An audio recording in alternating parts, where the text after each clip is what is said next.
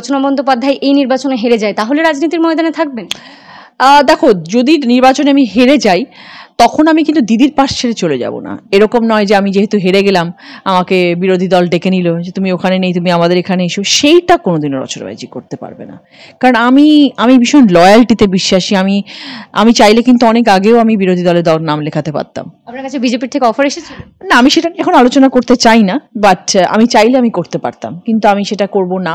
কারণ আমি সবসময়, আমি আবারও বলছি, আমি নারীবাদীতে বিশ্বাসী, আমি নারী শক্তিতে বিশ্বাসী। I am extremely proud. আমার পশ্চিমবাংলা এক্সট্রিমলি গর্বিত যে আমাদের মুখ্যমন্ত্রী একজন নারী, এবং তিনি আজকে এত বছর ধরে লড়াই করে এই জায়গাটা ধরে রেখেছেন এবং আমাদের জন্য করছেন, আমাদের জন্য ভাবছেন। তার পাশে আমাদের থাকাটা হচ্ছে আমার মনে হয় এটা আমাদের অধিকার এবং আমাদের উচিত। দিদির পাশ ছেড়ে কোনোদিনও যাওয়ার নয়। তো আমি তো রাজনীতির মানুষ নই যে আমি প্রতি মুহূর্তে দল পরিবর্তন করব। আমি অনেক ভেবেচিন্তে দিদির পাশে এসে দাঁড়িয়েছি। আমি যদি নাও জিতি, আমার তাতে তো কিছু, দেখো, very frankly speaking, I have nothing to lose, I have nothing to gain at this point of my life. I have gained everything, whether it is health, wealth, respect, popularity, whatever you say. সেগুলো আমি সব জীবনে অর্জন করে নিয়েছি। আজকে আমি যখন দিদির পাশে এসে দাঁড়িয়েছি তখন মানুষের জন্য এসে দাঁড়িয়েছি। যদি নাও জিততে পারি আমি দিদির পাশেই থাকবো, হয়তো ঘোরতরভাবে রাজনীতি করব না, কিন্তু দিদির পাশে থাকবো। দিদি যদি সেরকমভাবে আমার সাথে অন্য কিছু ভাবেন বা অন্য কিছু আমরা প্ল্যান করি, অন্যভাবে থাকবো, কিন্তু তৃণমূল কংগ্রেস ছাড়বো না। অভিনেতা অভিনেত্রীর রাজনীতিতে আসলে দেখা যায় রাজনীতিক যারা রয়েছেন, রাজনীতিবিদ যারা রয়েছেন, তারা ভীষণভাবে কটাক্ষ করেন। এই যে আপনি একটা প্রসঙ্গ তুললেন, রাজনীতিকদের মতো আমি দল বদল করে নেব না। আপনি একজন অভিনেত্রী, আপনি এসেছেন রাজনীতির ময়দানে, যখন আপনি বাইরের থেকে জিনিসটা দেখতেন যে কেউ দল বদল করে নিচ্ছে, সেই বিষয়টাকে আপনি কিভাবে দেখতেন?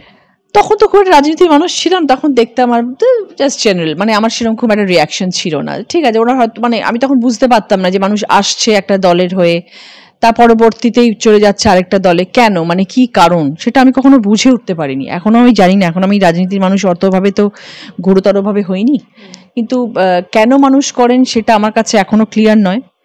হয়তো 1-1.5 বছর পরে আমি সেই উত্তরটা দিতে পারবো যে কেন মানুষ বারবার এরকম ভাবে পরিবর্তন করেন, কেন, মানে দেখো, খারাপ ভালো তো সব জায়গায় আছে। আমি সেটাই বলতে চাই, দেখো, খারাপ ভালো সব জায়গায় রয়েছে। আমাদের সংসারে যখন অশান্তি হয়, আমার স্বামীর সঙ্গে যদি আমার ঝগড়া হয়, আমি কি হঠাৎ করে স্বামীকে বদল করে আরেকটা স্বামীর কাছে চলে যাব? বা আমার শ্বশুরবাড়িতে সংসার ঝামেলা হচ্ছে, আমি সেই শ্বশুরবাড়ি ছেড়ে দিয়ে আরেকটা শ্বশুরবাড়িতে চলে যাব?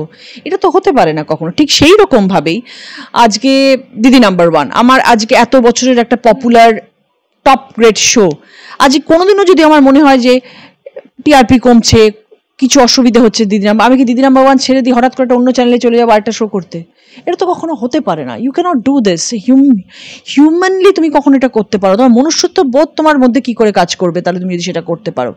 তো ঠিক সেম ওয়েতে আজকে আমি যখন একটা দলের হয়ে রাজনীতিতে এসেছি, আমি জিততে পারলাম না, বা আমার হয়তো কারোর সাথে একটু মতবিরোধ হলো, বা আমার মনোমালিন্য হলো, বা আমার কোনো জিনিস হয়তো ভালো লাগলো না, লাগতে নাই পারে আমার দলের কোনো জিনিস ভালো লাগতে, তার মানে এই যে আমি দল পরিবর্তন করে অন্য দলে চলে যাব? এটা হতে পারে না। I am not that type of a person. আমি সেরকম মানুষই নই।